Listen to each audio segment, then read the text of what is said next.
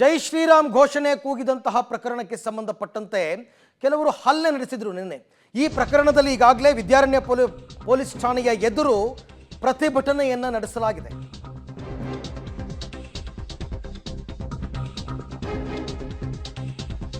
ಜೈ ಶ್ರೀರಾಮ್ ಘೋಷಣೆ ಕೂಗಿದ್ದಕ್ಕೆ ಹಲ್ಲೆ ಮಾಡಿದಂತಹ ಪ್ರಕರಣ ವಿದ್ಯಾರಣ್ಯಪುರ ಪೊಲೀಸ್ ಸ್ಟೇಷನ್ ಎದುರು ಇವತ್ತು ಪ್ರೊಟೆಸ್ಟ್ ಅನ್ನ ಮಾಡಿದ್ದಾರೆ.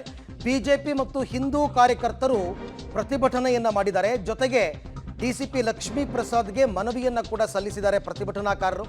ಘಟನೆಯ ಬಗ್ಗೆ ಕ್ರಮ ತೆಗೆದುಕೊಂಡಿದ್ದೀವಿ, ತನಿಖೆ ಮಾಡ್ತಾ ಇದ್ದೀವಿ ಅಂತ ಪ್ರತಿಭಟನಾಕಾರರ ಮನವಿಗೆ ಡಿಸಿಪಿ ಉತ್ತರವನ್ನ ಕೊಟ್ಟಿದ್ದಾರೆ. ತಮೇಶ್ ಗೌಡ ಮತ್ತು ಬೆಂಬಲಿಗರಿಂದಲೂ ಕೂಡ ದೂರು ಸಲ್ಲಿಕೆಯಾಗಿದೆ. ನಾನು ಕರ್ಕೊಂಡು ಹೋಗ್ತೀನಿ.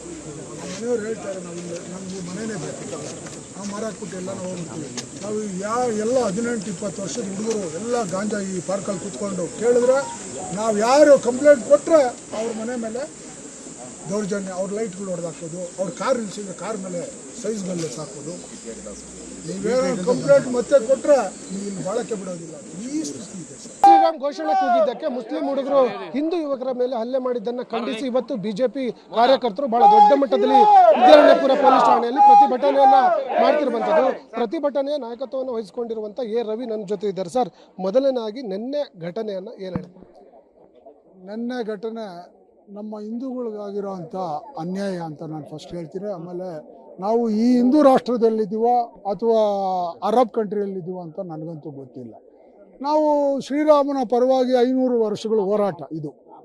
ಅದರ ಪ್ರತಿಫಲವಾಗಿ ಇವತ್ತು ಅಯೋಧ್ಯೆಯಲ್ಲಿ ಶ್ರೀರಾಮ ಮಂದಿರ ಆಗಿರೋದು ನಮ್ಮೆಲ್ಲರ ಖುಷಿ.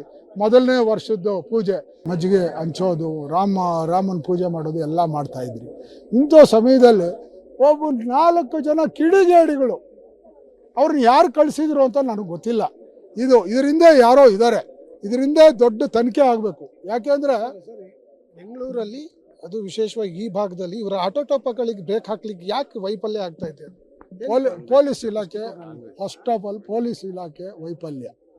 ಎರಡನೇದು ಸರ್ಕಾರ ಓಲೈಕೆ. ಸರ್ಕಾರದವರು ಅವ್ರನ್ನ ಒಳಗೆ ಕಳಿಸಿದ್ರೆ ಇಮಿಡಿಯೇಟು ಜಮೀರೋ ಅಥವಾ ಯಾರೋ ಫೋನ್ ಮಾಡ್ತಾರೆ.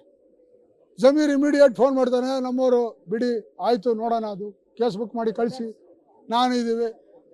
ಈ ಥರ ಭಾವನೆ ಇದ್ದರೆ ಅವ್ರು ಮಾಡಿದ್ರೆ ಇನ್ನೇನು ಮಾಡ್ತಾರೆ? ಅವ್ರು ಬೇರೆ ಕೆಲಸ ಏನು ಅವ್ರಿಗೆ ಅಲ್ವಾ? ಬಿಡಿಸ್ಕೊಂಬಂದ್ರೆ ದಿನ ನೀನು ಮಾಡೋ ಕಳ್ತನ ಮಾಡೋನು ಬಿಡಿಸ್ಕೊಂಬತ್ತಾ ಇದ್ರೆ ಏನು ಮಾಡ್ತಾನೆ ಅವ್ನು? ಕಳ್ತನ ಇನ್ನಷ್ಟು ಜಾಸ್ತಿ ಮಾಡ್ತಾನೆ.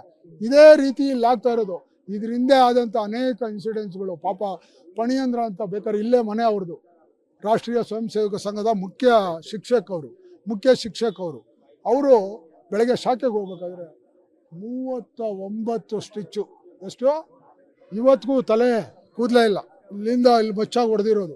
ತನಿಖೆ ಇವತ್ತವರೆಗೂ ಆಗಿಲ್ಲ. ಸಮಯ ಯಾರು ಅಂತ ಇವತ್ತವರೆಗೂ ಪೊಲೀಸ್ ಇಲಾಖೆ ಮಾಡಿಲ್ಲ.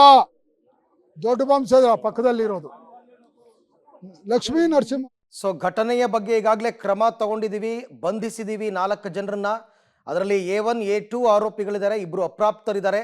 ತನಿಖೆ ಮಾಡ್ತಾ ಇದ್ದೀವಿ ಅಂತ ಕೂಡ ಗೊತ್ತಾಗಿದೆ. ಜೊತೆಗೆ ಅವರು ಮದ್ಯಪಾನ ಸೇವನೆ ಮಾಡಿದ್ರು ಅಂತಕ್ಕಂಥದ್ದು ಕೂಡ ಮೇಲ್ನೋಟಕ್ಕೆ ಕನ್ಫರ್ಮ್ ಆಗಿದೆ ಅಂತ ಈಗಾಗಲೇ ಡಿಸಿಪಿ ಕೂಡ ಮಾಹಿತಿಯನ್ನ ಕೊಟ್ಟಿದ್ದಾರೆ.